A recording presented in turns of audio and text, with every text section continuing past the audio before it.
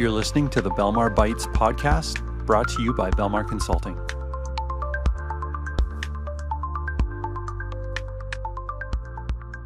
Okay, welcome back to the Belmar Bytes podcast. And today I have a very special guest, Melissa from Calgary Food Bank. Melissa is the president and CEO. Melissa, welcome. Thank you. I always have to laugh when people introduce me and use my last name, and then it's like Melissa from the Calgary Food Bank. I feel like you need that Word document, like delete repeated word Yeah. function. Sometimes when you introduce me. Well, hey, it's a memorable last name. So thanks so much for doing this. Really appreciate it. And we have just started to get to know each other.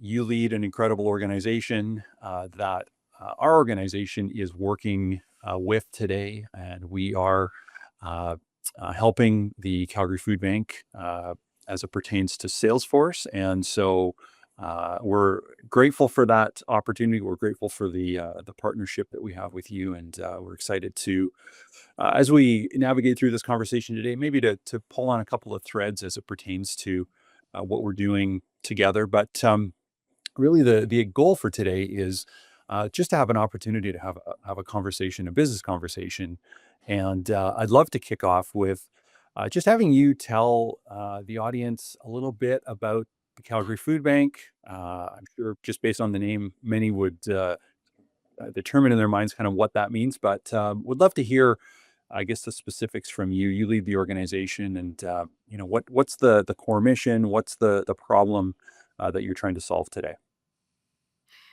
At the Calgary Food Bank, we actually have just kind of gone through a bit of a rebrand or a reinvention of ourselves. And through the process of establishing our new 5-year strategic plan, we committed to figuring out who we need to be when we grow up. And we had conversations with our 110 staff.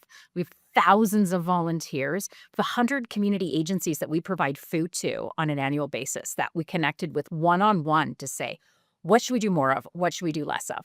Long story short, we used to have a mission that was to alleviate hunger and its root causes. And what we actually heard really resoundingly from our community was, we do root causes. We're dealing with homelessness. We're dealing with addiction. We're dealing with domestic violence. You do food. And so our mission statement is to make food accessible to everyone in our city. So if you are in Calgary because you've been evacuated from an international crisis or from a forest fire, any other situation, we want to make sure that you have the food that you need to be nourished and to take care of your family. Amazing. That's awesome. Uh, I don't know if you know this, but I was on the board of a food bank for many years, and I transitioned off of that board a couple of years ago. Yeah. And in hearing you say that, it just brings back so many memories of the mission that this organization had, which really was enabling other organizations to fulfill their mission. And it was almost this, we viewed it as just this conduit of resources that would flow through the organization out into the community. And so when I hear that, it just reminds me so much of what we were doing on the West Coast, just outside of Vancouver. And so super cool. So with what you've just described, big mandate, big mission. Give us just a bit of flavor for kind of a typical day in your life. What are you focused on day to day within the org? It's so interesting because I think this isn't my first CEO role in the nonprofit sector either. So every nonprofit CEO is a bit different, and some of us lean more towards internal operations, and some of us lean more towards the external. And I would say my career path has led me to be probably more of an externally faced CEO. I'm a fundraiser by trade and do a lot of community relations and public relations and government relations and donor relations. And then I kind of have great people who ensure that operations are really well run. That said, coming into an organization on the heels of a 23-year CEO, I have found myself having to learn a lot about forklifts and 5-ton trucks and health and safety in a warehouse and food temps and food storage and inventory management and things I never in a million years thought I was gonna need to know about. So I don't even know if I could articulate what an average day looks like. Like today is, I came in, I had some meetings this morning. I always try a couple of times a week to walk through. We have multiple facilities, and so I try to get to the different warehouses and see the teams and see the volunteers. If there's something I've heard has happened, that the freezer door is not working, I honestly try do a walk by and give it a kick and see what's going on. And we're in the middle, as you alluded to, we're in the middle of a lot of systems updates. So I popped by our fund development team. They launched their system a week or 2 or 3 weeks ago. And, anytime you do a systems launch, it's not over till it's over. So they're working through the kinks and just checking in on them and how are things going? Are we going to be okay with the tax receipts this month? And we're just finishing our audit. So I popped upstairs and finance team is struggling. So I bought a couple bottles of wine and I was handing out some Friday home wine for a few folks who've had a stressful week. So there's never really any 2 days that are the same, I would say, in Yeah. my job. Amazing. Well, yeah, it sounds like I can feel the energy coming through this conversation that you bring, and it's pretty cool that your boots on the ground, working with your team. I love that style of leadership. It allows people to feel connected, up and down the organization, and so that's really cool to hear that story. Uh, I guess you shared that you have stepped into the shoes of a long-term leader, or that person is left, and you've brought in your own pair of shoes that you've stepped into, and you're now you're responsible, on a go-forward basis for the organization. And you shared in your introduction that you've gone through this, kind of renewed strategic plan and identified really what is the mission of the org. Uh, I guess give us some insight into what you thought before you actually stepped into the organization, and now what you see being on the inside. Like what has what surprised you?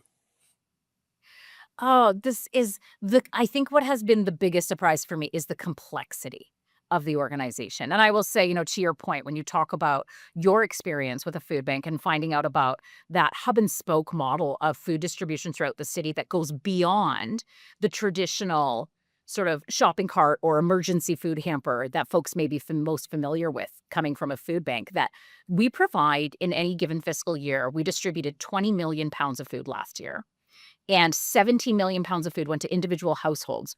3 million pounds of food went to 100 different charities in our organization so that they could allocate their resources to their mission and their cause.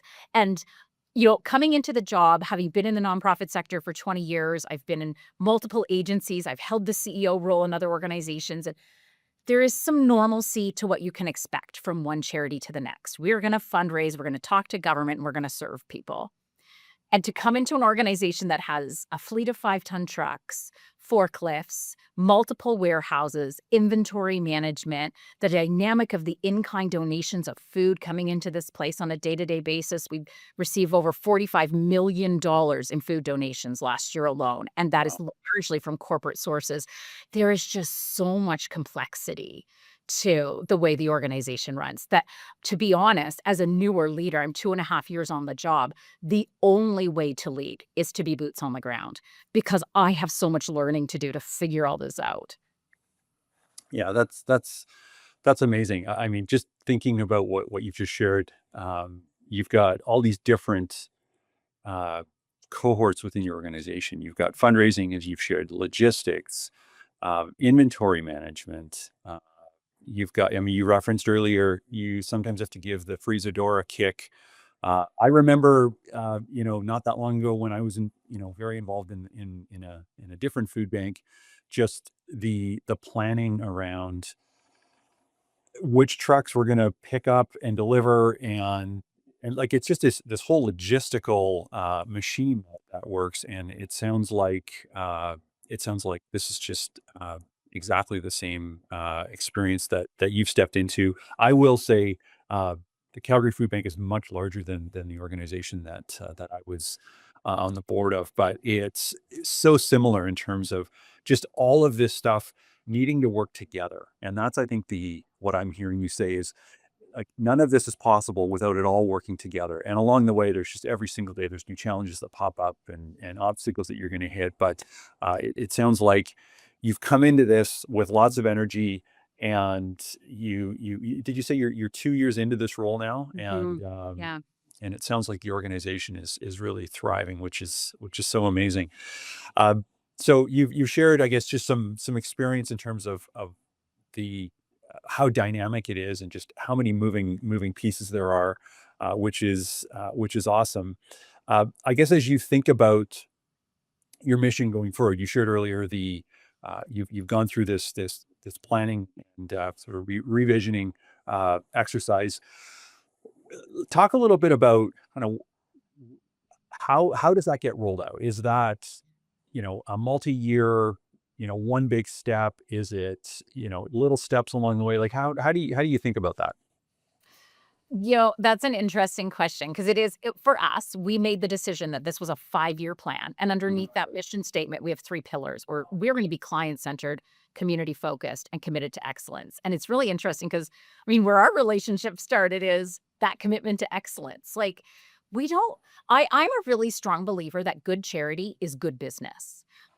So I'm not a like, let's run it out of the church basement and kind of loosey goosey inventory and just all heart and perhaps no balance sheet. And so there's a lot that then goes into making sure that everything we do has the appropriate foundation of excellence to it. Um, in the warehousing sector, there's a lot of folks who will talk about you go into any Costco warehouse and like they run a tight ship. Their health and safety, their cleanliness, the way their pallets are stacked, the way their pallets are wrapped. And I'm like, I want to be better than Costco. There you Yeah, go. Love it. you go into the food service sector and people talk about, McDonald's is kind of this golden beacon of food services and the way that they train their staff and hold them accountable. I wanna be better than McDonald's. And so, unfortunately, while it's a 5-year plan, I'm, like, really impatient, and so I will admit, and my staff will be the first to tell you this, I'm kind of trying to cram 5 years into 2. So we're about a year into the plan, and, like, I'd say we're about halfway through it. So Wow. Wow. Halfway through the 5 year. Amazing. Amazing. Well, then that actually prompts another question because I know in conversations that we have with, I'll say more prospective clients than with our existing clients, they're trying to unlock and understand, and it's typically around implementation of Salesforce of some type.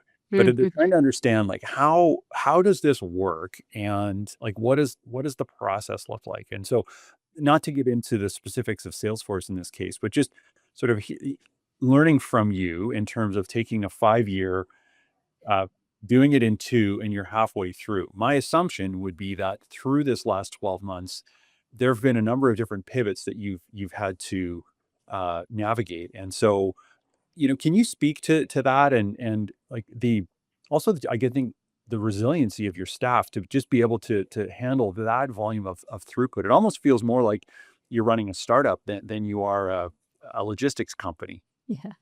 I have lovingly called the Calgary Food Bank my 40-year-old startup from the first week I got here.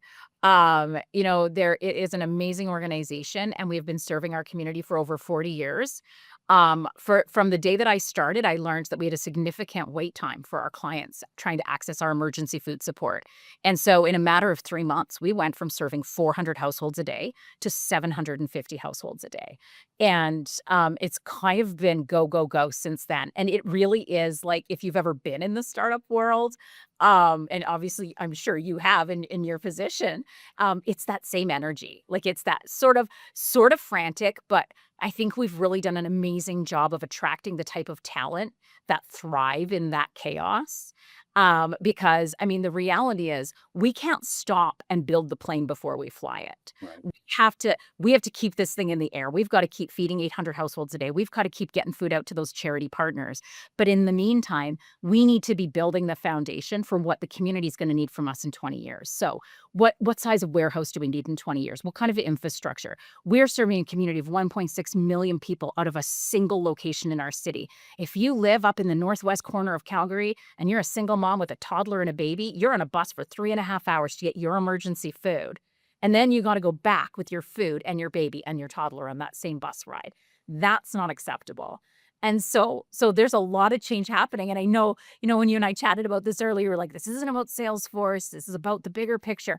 But for us, if we don't have the systems to enable that bigger capital expansion and capacity building, we can't do it. We need the foundation of systems that are integrated, connected, doing the things that we need to do, measuring the things we need to measure so that we can continue to level up.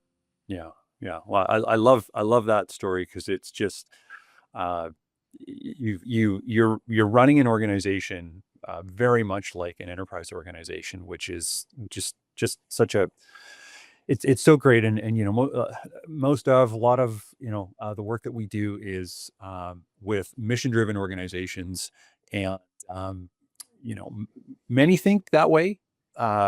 Fewer can actually execute and deliver. And so there's actually two questions that I have coming out of that. First is, I just want to go back to talking about your staff. So it sounds like you have a wonderful staff that are just committed to the vision. The getting that change management within the organization is I mean, with 100 plus people like that's not a small feat. Like getting people who, and I'm making again some assumptions that some Yeah. of these people were there when you arrived, they've been in the organization for some time. We've kind of done it this way, therefore we maybe think we should continue to do it this way. Like how do you get that culture moved in the direction of what we're now calling, this startup type mentality? Yeah. I mean, and you're absolutely right. Like I inherited everything from folks who'd been here for like 25, 30 years, folks who are brand new. Obviously change is hard, and especially coming in on the heels of a long-term leader. That's a challenging change because it's a big change. Um I was here for about 6 months before we went into this strategic planning initiative. And honestly, one of the best things I've ever done in my entire career with 110 staff, I conducted roundtable sessions, 10 people at a time, and I took individuals from every facet of the organization. So I would have a 20-year employee beside a 1-year employee, a truck driver beside an accountant, and 10 at a time for 2 hours each session. So, like, it was basically a 40-hour endeavor, and we would sit and we had these pages up on the wall, and it was, "What should we do more of? What should we do less of? What are you most proud of? What are you most embarrassed about?" And then I actually ended every session, I gave every employee this pink Post-it note, and I said, "What's something I don't know that I need to know? And it's confidential, you don't share it with the room. And as you walk out, just give me your Post-it note." I'm telling you, Scott, I learned about people who were going through divorces. I learned about people who were living below the poverty level and couldn't afford their own food. I learned about things that were happening in the organization that needed to stop. I learned about things that people were really proud of. Like, I still have them in my drawer here, 110 pink Post-it Wow. notes. And, like, by far in my entire career, and probably for the rest of my life, that was the best use of my time to get that level of input from the staff, for them to feel heard and to be responsive with it. And then we drafted the strategic plan, we did these board sessions, and the organization really had a history of strategy really being top down from the board. And, we finalized the strategic plan, and I'll level with you. I'll be really honest. This is the mission statement the board came up with: "Feed more people." Wow. And I remember saying, Awesome. "That sounds like McDonald's mission statement." Yeah. Duh. And it was ready. The package was done, glossies were printed, and I'd spoken at a conference in Medicine Hat, and I was driving home on a Tuesday night in June, going to this Q4 board meeting to get this rubber stamped, and I was like, "I can't even remember the pillars. I hate it." And I went into the board meeting, and I actually had to, like, as a relatively new CEO, not even a year on the job yet, I had to say, "I don't want you to approve this. I don't like it. We've missed a step. We have to go back to our staff, and we have to validate it." And so I put together a working group of staff, again, truck driver, accountant, someone from HR, someone who drives a forklift, 30-year employee, 2-year employee, the whole gamut, 20 staff. And we went through and we rewrote the mission statement, we rewrote the pillars, and we established our own corporate values. Not just who are we going to feed people, and how are we going to treat each other while we do it? And because there was so much staff engagement in that process, they are so bought in. Yeah. Like, it is so rare to go into an organization and to go into a warehouse and ask a forklift driver, "What's your mission statement?" What are your 3 pillars? And have them actually be able to word for word tell you those things. But every week on Thursdays at 1:30, everything shuts down. We have 15 minutes that we don't serve clients. Everybody gets together in our warehouse and we have a weekly huddle. And our weekly huddle is an update on client centricity, an update on being community focused, and an update on excellence in our community. And like we just and it's like it's almost culty. Like I make fun of it. We literally end our huddles with a chant. Like I it love is it. and I take no credit for this. Like the team is just so bought in because they were part of the process. They built it, so they own it. Well, I mean, it's just so interesting how you describe the organization as uh, did you call it the 40-year startup? Yeah, it's a 40 I mean, we're 43 this year, so it's a Yeah, 43-year-old yeah. startup. And, like, the Well, cultiness, that's totally yeah, startup. yeah. No, it's just coming through so clearly in this interview that you care deeply about your team. You care deeply, obviously, about the mission and the clients that you're serving. And none of it's possible unless it's all working well together. And so it's just such a great story to hear. My second part of that question I was going to ask, and you've partially answered this, was just around board engagement because we do see this with our clients in many cases. The, I mean, there's different board structures, and sometimes you've got really just more an advisory. Sometimes it's more operational. It sounds like the board that you're working with is very engaged and has a huge vision for what the organization needs to accomplish. So I'll pose the question and hopefully you've got some insight that you can share here. But board engagement is so critical. And Mhm. we talk about this with clients all the time. It's just and leaders specifically. It's like the engagement at the board level Yeah. has can have such a positive or negative impact within the organization. And so, what was that like? Communicating after you went through these revisions and got the team buy-in, and then presumably you went back to the board and got this approved. This 5-year time horizon, did they encourage you to shorten that, or did that just evolve No, in my that board first is year? like, "Slow down, Melissa, slow down." Slow down. Okay. Like, I mean, I will say, and even when I talk about board engagement, my board chair that I have right now, I had a board chair for my first year, and she termed out, and the person who replaced her is a founder. So when you talk about having that stakeholder relations of how to manage a board, but also a bit of that startup grit, Yeah. we are either the world's best pairing of CEO and board chair or worst pairing, time will tell, because we are both like pedal to the metal. Yeah. But no, definitely I do have lawyers and finance people and folks like that on the board who are like, whoa, whoa, whoa, too much, too much. Yeah. Yeah. Well, I mean, change is scary. Rapid Yeah. change is for many even more scary to think about, and living through that. And as you've described, it's such a great analogy. We use it often, which is you're building the plane as you fly it, and that is that can be a very risky endeavor if you don't successfully build and then land that plane at its final destination. But it sounds like you're mid flight, and things are holding together, which uh I think about it this way: is you've got to set a vision. You've got to be racing towards that vision. Things change along the way. It always happens, and you've just got to have a resilient team that is willing to trust you and work with you through the obstacles that present themselves. And so if going back to the plane analogy, if one of the wings is it needs a little bit more construction to keep the plane afloat, well, let's all rally and go after that. And I see that even in our business.